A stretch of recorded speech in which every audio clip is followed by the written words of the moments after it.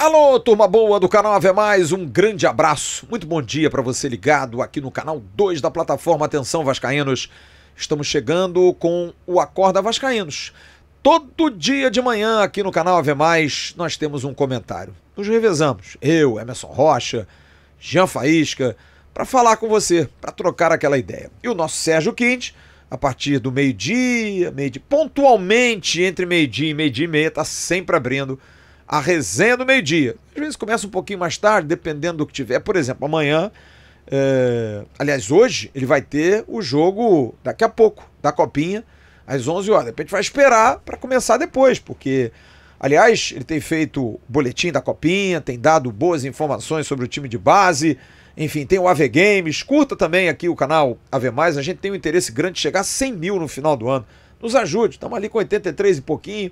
Vambora, avise seus amigos, avise a geral, pede pro pessoal que tá no AV1 e que não tá aqui para vir para cá, porque seria muito legal, seria um sonho da gente chegar a 100 mil com esse canal que foi aberto aqui como uma alternativa diante da pandemia e tudo mais.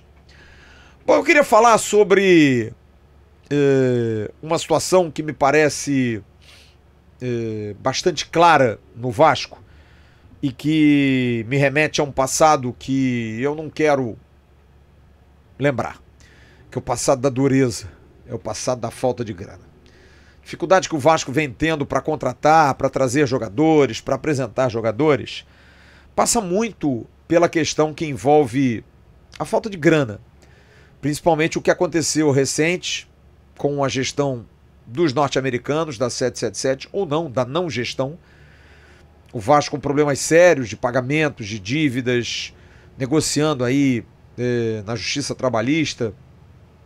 Mas ao mesmo tempo a gente vê a política do Vasco agindo de saber se vale ou não a recuperação judicial, declarações de lado a lado, preocupações, o advogado vai receber, não vai receber. É o velho e bom Vasco.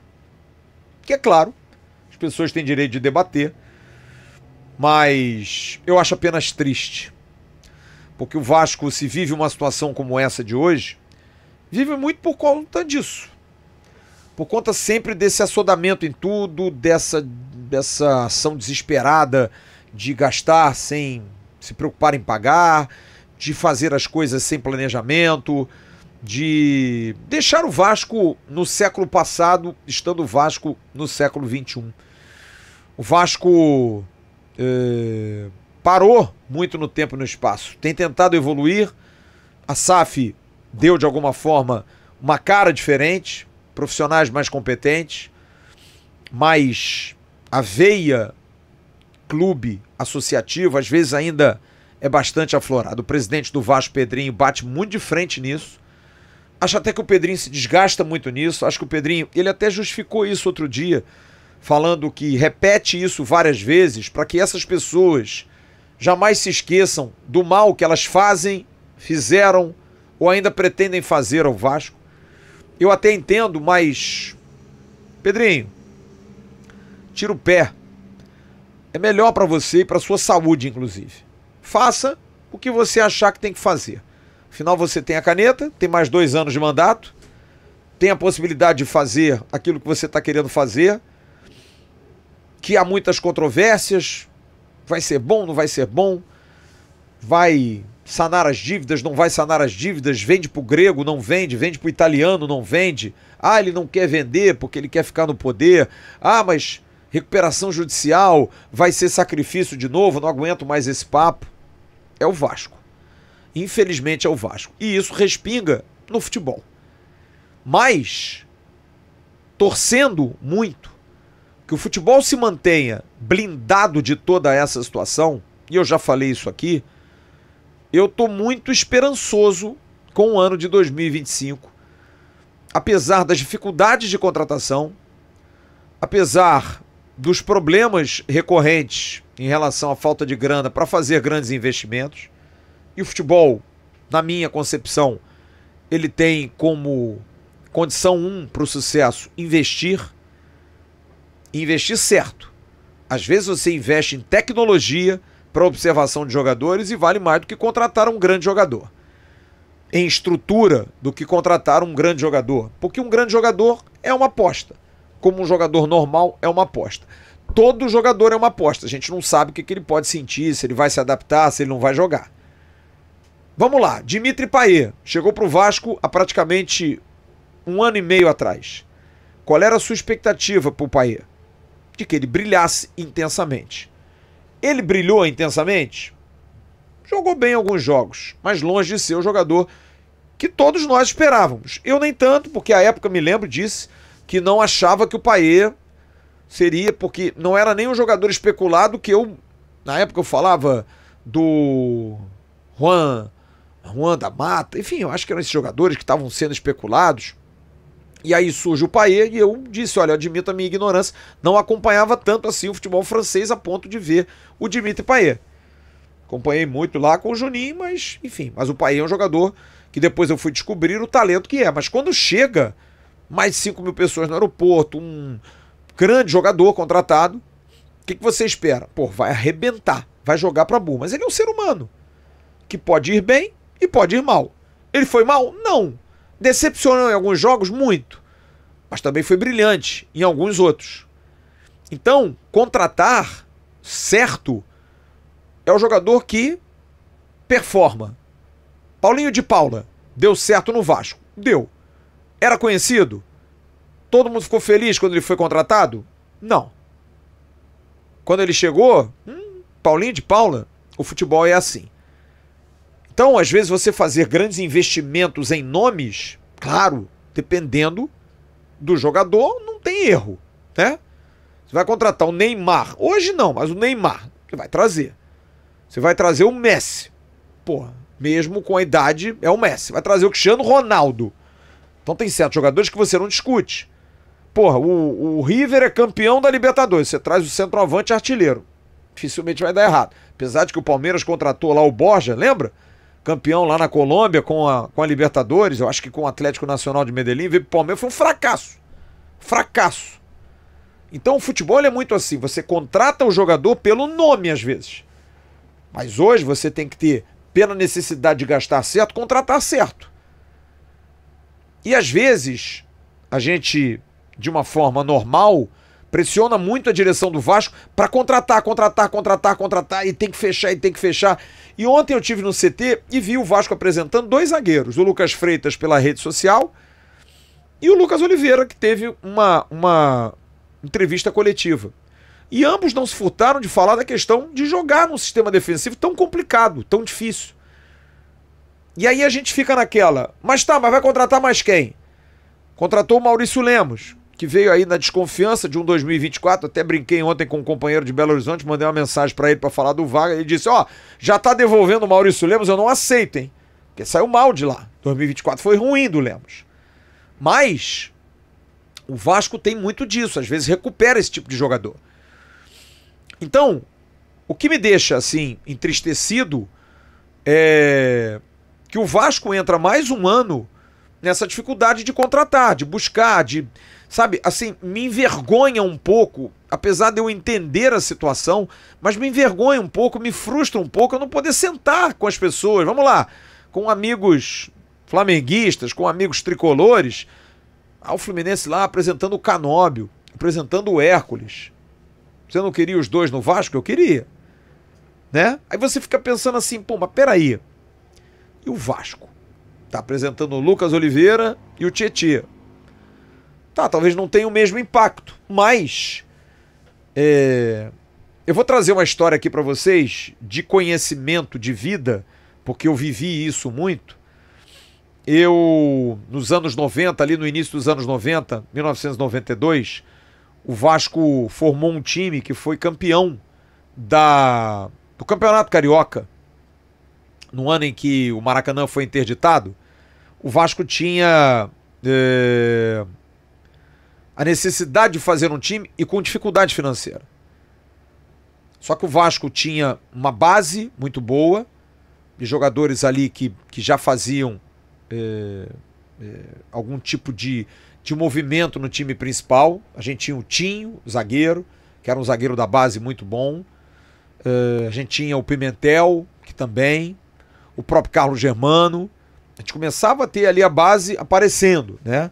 Porque Pedrinho e Felipe vieram um pouquinho mais na frente, essa geração veio um pouquinho mais na frente, a partir de 95. E a montagem daquele time 92, 93, que só cresceu em 94, foi muito em cima do improviso, de um Vasco quebrado, de um Vasco que ganharam o título brasileiro em 1989, mas passou 90 e 91 à míngua, em dificuldades. E aí vem 92, com o talento do Edmundo, que surge da base, do nada, né? Com o Bismarck para sair do Vasco, já em final, o Roberto se despedindo do Vasco, jogando ali o último ano da sua carreira. Você consegue montar um time com alguns garotos e dar liga. Acontece de dar liga. 93, da mesma forma. O Vasco ganha o Campeonato Carioca em cima do Fluminense, também com a mesma situação. Já sem Roberto, Bismarck indo embora, você já não tem o Edmundo que tinha ido para o Palmeiras. Mesmo assim você consegue, utilizando base, fazer um time que em 1994 é um time montado com mescla, mas aí com investimento. Você traz o Denner, você traz o Ricardo Rocha, você repatria o Luizinho, que tinha saído do Vasco, tinha ido para a Espanha e depois voltou para o Corinthians, e você enxerta com o Ian, com o Jean. É básico do Vasco fazer isso. Mas o que eu estou querendo colocar para vocês é de que 3 conquistas únicas têm um fio em comum, a manutenção de algumas peças importantes que formam a espinha dorsal. E eu estou vendo isso agora de novo. O Vasco tem esfacelado demais os seus elencos, até por conta de fracasso em termos de condução. Esse time do Vasco de hoje foi montado em 1900 e, na verdade, em 2022 para 23, né? Esse time foi um time que veio depois de uma vitória em acesso para a Série A muito difícil, em cima do Ituano. O Vasco entrou na 4ª colocação. E a montagem desse time foi complicada porque você teve que desmontar todo o time de 2022 e formar um time novo em 2023. Que tinha que ambientar num processo SAF novo, numa gestão complicada, em que o diretor executivo não se dava com o CEO, num CT extremamente, né? Quem não se lembra lá do Jacaré, que eu denunciei, da questão do banheiro do CT onde o Ramon Dias não tomava banho, que o Ramon Dias tinha que tomar banho no hotel. E esses caras passaram por tudo isso, mas se amadureceram, como por exemplo o Léo Jardim, como o Piton. O Léo Pelé veio, mas já foi embora porque caiu em desgraça. Né? Você vai montando uma equipe que tem depois a entrada de um Verrete, a entrada de um Paulinho de Paula, isso em 23, você vai montando uma equipe, você vai tentando dar um corpo, e você consegue terminar o 2023, apesar de ter salvado o time na última rodada, com uma base de equipe. Vem o 2024 e muda-se tudo. E aí vem o João Vitor, vem o Adson, vem alguns jogadores que não se entendem, como o Esforza, por exemplo, e a coisa não anda tão bem, mas a gente termina o ano melhor. A gente consegue por quê? Porque há uma espinha, é algo uníssono. Você tem o Léo Jardim, você tem laterais, Piton, Puma ou Paulo Henrique, que chegaram nesse meio tempo. Você tem a chegada ali do Paulinho de Paula, que acaba se machucando. Você tem o Jair, que fazia parte desse grupo. Você tem o Verrete, que também chega. Você começa a montar. E o Vasco mantém todos esses jogadores. Porque o Vasco não perdeu nenhum jogador para ninguém em 2025. Estão todos aí, escolados, conhecidos, sabendo das nuances do clube, sabendo das dificuldades do clube. E você traz pontualmente um jogador como o Tietê, que não é um virtuoso, mas é um jogador acostumado a esses ambientes. Me passou essa impressão ontem desse link, para linkar aquele que tá de cara feia com o restante do grupo, para mostrar, pô, para, cara, vamos fazer um bem aqui. E eu sinto isso. Sabe que tem uma liga acontecendo ali. Se vai dar certo, a gente não sabe. Pontualmente, a gente traz aí, de repente, 1 ou 2 atacantes. Pode dar uma liga. Você pode amarrar o Balbuena para o meio do ano? Pode dar uma liga. Você tem um time reserva bom? Não, mas vamos lá. Léo Jardim, Paulo Henrique, João Vitor, Maurício Lemos e Piton. Jair, Paulinho, Tietê, Coutinho, um atacante de lado de campo e Verratti. Aí você tem Fuzato, Puma, Lucas Oliveira, Lucas Freitas, o Balbuena vindo, o João Vitor pode ir ali pro banco, ou o Maurício Lemos, você já tem 5 zagueiros de bom nível, e o Vitor Luiz. Você tem Hugo Moura, Matheus Carvalho e Payet. Digo como opção, você tem que ter mais jogador de frente, precisa ter mais jogador de frente, mas você tem a base, tem bons jogadores na base, você tem o Estrela que você pode aproveitar, você tem o Adson que você pode aproveitar, traz um cara para fazer sombra ao Verratti, ou então você utiliza o Ryan se ele não for vendido. É um time legal, é um time que vai brigar por melhores colocações. Título eu não sei, mas vai brigar. Eu queria passar isso para vocês porque eu já vi esse filme algumas vezes. A gente teve essa oportunidade no final do ano passado, do ano 23 para 24.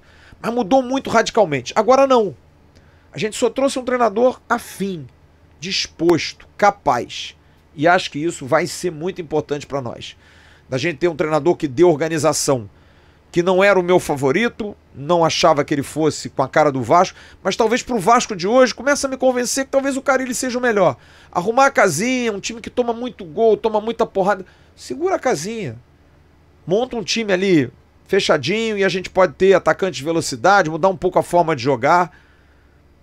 Vamos ver. A gente tem esse jogo de amanhã com o Bangu ainda com os garotos, talvez aí com o Souza na zaga, que seja aí uma expectativa, talvez. Domingo a gente tem um jogo em Bacaxá e depois do jogo do Madureira a gente vai ver o bicho que vai dar. Como é que a gente vai organizar isso? Porque aí é o time titular que vai a campo. Tá bom? A gente vai ter daqui a pouco o Bom Dia Gigante com o Emerson Rocha no Atenção Vascaínos e aqui, meio-dia e meia por aí, o Sérgio Quinte com a resenha do meio-dia. Grande abraço, tchau.